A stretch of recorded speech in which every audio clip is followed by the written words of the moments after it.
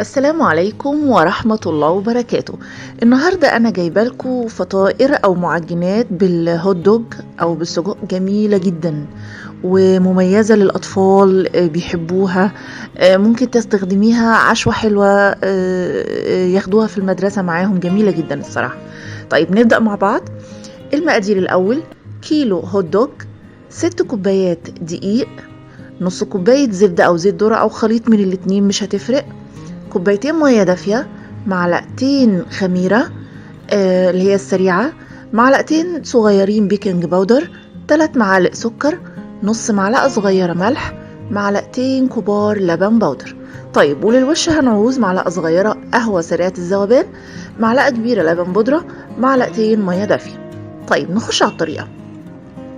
الهوت دوج لوحده هنقلبه كده في زبدة أو زيت 10 دقايق، وبعدين نرفعه من النار ونسيبه يبرد شوية ونبدأ نمسك العجينة. هنجيب شوية من كمية الدقيق ديت مع المية والخميرة واللبن البودر والملح والسكر ونقلبهم كويس ونسيبهم مع بعض 10 دقايق كده في مكان دافي. بعد ال10 دقايق هنكمل بقية كمية الدقيق والبيكنج باودر ونكمل الزيت ونحط بقية الخليط كله، كل المكونات بتاعتي في العجان لمدة 10 دقايق، أو تعجن يدوي براحتك مش هتفرق. طيب خلصنا العجينة لحد ما لمت، وطبعا انا بقى عناية معاها في الدقيق، احتاج الدقيق، المهم انها تلم في الاخر وما تلزقش. طيب خلصت العجينة، هسيبها 10 دقايق ربع ساعة ترتاح.